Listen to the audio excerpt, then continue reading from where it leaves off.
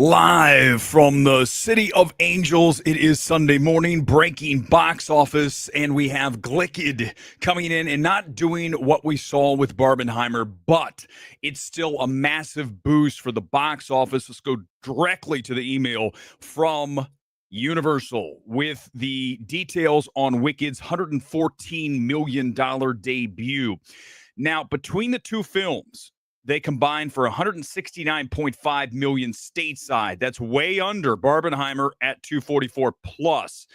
But again, at this point, theaters really need to have compelling product. I think both these films can do well in the long run, particularly Wicked. A cinema score, that's in good shape, although you've got Moana 2 coming in. So really, for Barbenheimer this time around, it's going to be a combination of three films, and this will be the biggest Thanksgiving weekend ever coming up once you throw Moana 2 into the mix. Let's get to Wicked. Again, 114, so it did not pop quite as high as it could have over the weekend. That means it was front-loaded, okay? But again, getting back to the very high audience marks on this film, we should be in good shape over the long haul. I recommend this film much more than Gladiator 2. I mean, Gladiator 2 is very underwhelming, very disappointing film for me. But Wicked, on the other hand, is pretty much exactly what you want out of that film, having seen the Broadway show over a decade ago. Really tremendous adaptation by Chu, who is a very underrated director. And hopefully now people will start to come around to the fact that this guy can do it and bring it globally. Let's talk about this thing on a global level. Then we'll go domestic and we'll talk about exactly what happened here.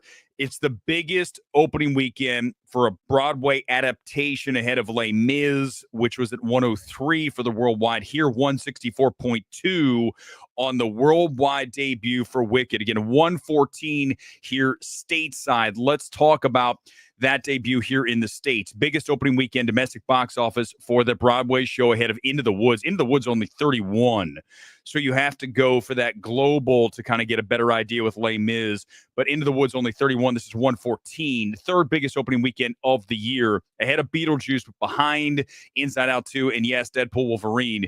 Fourth biggest opening weekend of all time. Domestic box office for a musical ahead of Little Mermaid at 95.5. Fifth biggest franchise debut all time, domestic box office ahead of Secret Life of Pets at 104.4 million. International, this did 50.2, so not nearly as big overseas, less than half of the 114, 50.2. But it's still the biggest opening weekend for a Broadway adaptation overseas. Sixth biggest opening weekend all time for a musical ahead of Mamma Mia, Here We Go Again at 43. And seventh biggest opening weekend all-time international for a musical in like-for-like markets at today's dollars. I love when they throw in all the qualifiers. Just below Wonka. So really, you looked at that Friday number and you expected it to be closer to 120, 125, 130 if it had a really good multiplier. That tells you again that it was front loaded with fans of the show that wanted to come see this thing first. And I understand why that happened, okay? But I still think over the long haul at this $114 million that it can play synergistically, even with Moana 2, which has very similar demos. When I was at Burbank last night to see the movie Flow, we'll talk about that tonight. Small, only open in 2 locations this weekend. It's an animated, absolutely zero dialogue.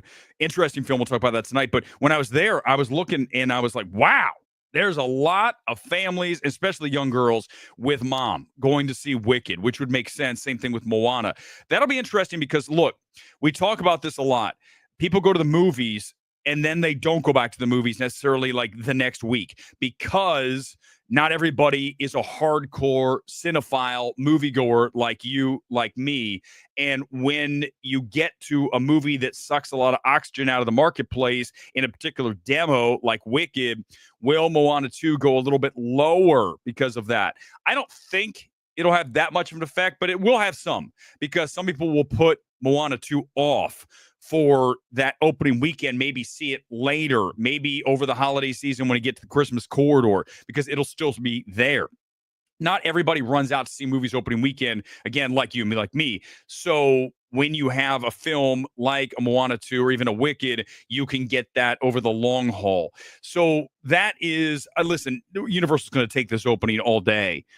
It's a 200, I believe, 50 million, or is it 300 on this? It's a lot. Okay. It's a lot of cash. They're going to end up being okay, obviously, over the long haul. Remember what we saw with Wonka, right? Go back to Wonka over the Christmas corridor. Didn't debut all that big, but then continued every day to stack cash. And that's what happens here. It's going to see that happen over the Thanksgiving break. A lot of people, a lot of kids off this entire week. So that means that you've got people going to the movies on Monday like it is Saturday. Tuesday, like it's Sunday, right? It's a weekend day for these people during the week because they're off and they're looking for something to do. So Wicked is solid. I really wanted to see it over at 120, but 114 is not a deal killer. I do want to talk about Gladiator 2 because it's number 2 and it was not as big as expected. And listen, when you see the movie, you understand why. This is not a great film. I mean, the fact that I had to listen to our boy Soups, the biggest shill ever. Okay. Listen, you think Eric Davis is bad, and we all agree he's bad. But Soups calling Gladiator 2 the best movie of all time? Are you kidding? How does this guy still operate? How do you guys let him tweet anything after something like that? Even if you think Gladiator 2 is better than I do, which I don't know how you do, but if you do, the greatest movie of all time? Talk about clown of the week. Forget shill of the week. It's the clown of the week. This is unbelievable. I mean, again, Ridley Scott's lost his directorial ability. Watch that film. The edits, he doesn't hold a shot for very long. It's like, here's a wide shot. Boom, edit. Boom, edit. Boom. Dude, let the film breathe. I think I can direct a film better than Ridley Scott at this point, based on what I've seen. And I think, listen, it's not even as good. And a lot of you hated Napoleon. Napoleon's better than this. And Paul Mescal, he's no Russell Crowe, right? I like Paul, but something's just not. Like when he's like going, let's go out. I think there's a line in the movie, I forgot to mention this the other day, where he says, your job's to survive. Survive. Like that's your rousing speech. That's what we went with there. I get it. It's, short to the point. I get supposed to be sort of funny, but it's just, Mescal just doesn't quite have the star. Just right, the presence. Some people have it and they don't. You can't create it. And Paul is more of an actor, a guy that, you're going to love in something like After Sun, one of my favorite movies of the past 5 years plus. Love that film. He's really good in what he is doing there. And I think that's where we need to see him, not really leading troops / slaves into battle. Let's talk about the breakdown here. 55.5 million on the debut stateside. Listen, the expectation was at least 60, but after seeing it, I was going down on it, right? Once you see it, That's the thing. And that's what makes us the number one gold standard throughout the entire cinematic universe. Because once we see it, I can tell you, Wicked is going to do well over the long haul. It delivers. Gladiator 2's dead. I mean, not dead, but it's going to drop hard. The only thing saving it is the fact that it's Thanksgiving. There's nothing else coming out anytime soon that's an R-rated kind of guy film, right? So we got a while for that. So that'll play with no competition. Like we said, Wicked has Moana 2. So domestic 55.5, international 50.5. That's just this weekend. This film is at 221 worldwide because it opened last weekend overseas. But again, the stateside number is down quickly on a couple of the notes here. 4 out of 5 on post-track, which is solid, but the B cinema score is not. That's very low. Okay, again, real quick recap on cinema score, those of you who don't understand. Cinema score weighs extremely heavy, okay? So that means an A is not even really an A. It's kind of an A+, okay? So then everything below that goes low. So A- is more like a B, B+ is more like a B-, and then B is like a C or lower because that's just how it goes. Just trust me, it's on a curve, okay? So this film didn't do well in that mark, and that's not a surprise. Again, Ridley, direction, not great. Denzel's the best thing in the film, and a lot of you don't like his accent. He sounds like a New Yorker. I get it, but at least he's interesting to watch. At least he's a movie star. At least he's chewing up the scenery. That made it interesting. I mean, the fact that you have Paul Mescal starting off, and then he and his wife go into battle, and then she's killed. You don't have any kind of emotional connection, right? She didn't have a line of dialogue. At least give her something to say, like, I love you, honey. I hope nothing ever happens to me. And then she gets killed. At least that's something, right? I mean, as a writer now, screenplay's done, told you guys. As a writer now, I can tell you that I would have walked in and just give her a line. I don't care what it is. They're doing laundry. Have her say something like, hey, honey, can you move that from the clothesline over to the bush to finish drying? The audience turned out the legacy property was broad and diverse and achieved a balanced demographic split with 61% male and 39% female viewers. Age-wise, half the audience is under 35, successfully engaging a new generation while retaining the loyal fans of the original. I love these studio speak. Don't you guys like that? It's always fun to read these emails. Gladiator 2 marks Denzel Washington's biggest domestic opening weekend and Ridley Scott's second biggest domestic opening. Domestic, Gladiator 2, 55.5 from 35.73. By the way, that's his biggest opening was one of my of all the Alien movies that we don't talk enough about. It's Prometheus, right? Isn't Prometheus bigger? I don't remember at this point. I think that's what it was. Audience demos, 61% male, 39. I already said that. 49%, 18 to 34. So that's pretty solid. That's what they're talking about with the youngins coming in. 56% Caucasian, 22 Hispanic, 12 Black, 5 Asian, and 5 other. 52% excellent, 30% very good, 82% total positive, only 63% definite recommend. These people are way too kind to this film, but they definitely would recommend it. And 88% said it met or exceeded their expectations. I'm clearly in the 12% there. And so that's just not as high as we wanted to see it at 55.5. Red 1 was down 59%. That film got buried from Wicked and Gladiator. And, you know, it's a family option that is unfortunately sandwiched right in between Wicked and Moana 2. This film is only, let's go to the Warner Brothers total on this because they're handling it overseas. So we have the international plus domestic total of 117 for a $250 million film. It's going to lose Amazon a lot of money. Okay.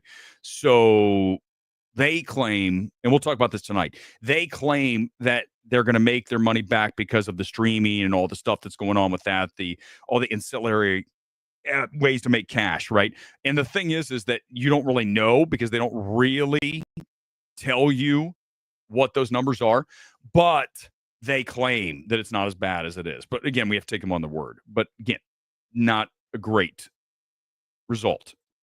Bonhoeffer, $5.1 million here on the weekend. Not a great debut, another faith-based film. This film did $2,695 per location, not fantastic. And then Venom is over 400 and I think it's approaches a 450 now on the international. It's on the crawl on the bottom, but it is number 5. And beyond that, you're looking at Anora did not expand well again. Remember, we talked about this. Anora is going to be a film Twitter film. It's going to do well in the New York, Chicago's, the LAs, the DCs, the San Franciscos, the Austins, and then it's going to fall apart when it gets to Dayton because people don't want to watch Anora. And not only that, it's not good. Okay. Best picture. Unbelievable. Not going to get angry this morning. I'm just chill. I'm just going to hang. Tonight I might rail, but now I'm just going to hang. Let's go over the top 10 because it is time to do that here on Breaking Box Office this Sunday morning. Thanks for joining us here on either X or on the YouTube channel, Midnight Movie Talk.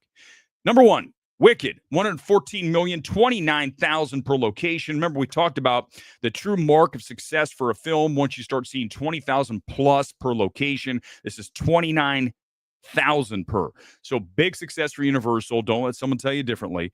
And it also had, remember, those PLF screens were big for all of these films. Certainly Wicked and Gladiator, they kind of split IMAX. They split Dolby. I think one had Prime, one had Dolby. They had a little mixture of those premium large format screens, which helps obviously boost that buck because you've got people paying premium for those screens. Also, 3D on Wicked helped. That's another way to make more money. And in a weird way, I kind of wish I would have seen Wicked 3D because it's that kind of movie. It would have looked good.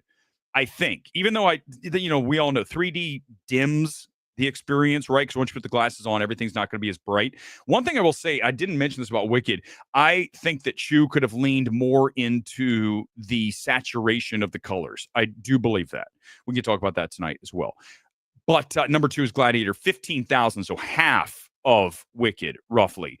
And that film should really be at 60 plus, but again, it is underwhelming, so not surprising. Red One is only at 52, call it $53 million stateside. Bonhoeffer is number 4. 5, Venom, Last Dance, 133 stateside, but 200, 300 million overseas. So it's doing like a 3-1 on the international, which is huge. That's why that film is not as big a disappointment for Sony as it could have been, because the international is so much higher than the domestic. The best Christmas pageant ever is still kicking around 25.5 million on that total. Heretic is now at 25 million. We'll call it that. Wild Robot, 140 stateside. Smile 2, 67, under the original Smile, and a real pain, real disappointment for me.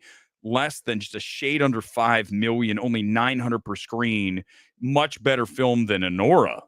And Anora's got, I think, 12 million stateside. So it's not terrible. And, also the other one's Conclave. It's not in the top 10 now, but still a film that did very, very well for an art house awards film kind of thing, right? So, yeah, I do, Che. I agree with that. We can talk about that more tonight. I think that, you look at the color palettes there, you have the opportunity to crank the saturation. And I think that that's what you need to do. Chu doesn't. There's one time he does when I believe Grande's doing a performance and he cranks the pink and it looks really good. And then all of a sudden it goes back. And then when they get the Oz, it looks a little bit bigger. I don't know if he's trying to make it drab before, but I feel like you can still crank the saturation. And I know a lot of people talk about why don't movies look as beautiful / colorful as they did in the past. I think this is an opportunity to do that. I think Chu could have done that. I don't know why he didn't. Crank the saturation. I crank the saturation on all my thumbnails. You got to do that. And it looks better, right? Crank the saturation on my kits today. Wolverhampton, another win. We got to wear them. This is an awesome one. This is their goalkeeper from last year. It's pink with the yellow. Kidding me? This is so MMT. Cinematography is solid enough. I don't think it's not. Listen, it's better cinematography than Gladiator 2. Gladiator 2, you think looks good. There's moments that looks good, but overall, again, I'm telling you guys, it's not a well-made film. I'm 100% right. It's not. You guys know. We'll talk about it here tonight. But I do want to get ready to wrap here because that's what we do, breaking box office in and out. And then we move on to the big show here tonight on Sunday, which will be, I'm frozen, I think it looks like, but I can still hear me. So that's interesting. It's a frozen picture and that's fun. Here's what we're going to do. Tonight, we're going to talk about Glickid. What happened? Why did it not go as hard and as high as Barbenheimer? Also, we're going to do MMT evaluation live of Flow. Also, I'm going to watch The Apprentice today. Finally, I'll get around to that because a lot of people are talking about that movie. And we'll get to all that coming up. That is tonight on the Sunday Evening Spectacular. Until then, live from the City of Angels. If I'm frozen, trust me, I'm not really frozen. I'll see you tonight, live on the MMT Sunday Spectacular. Peace out.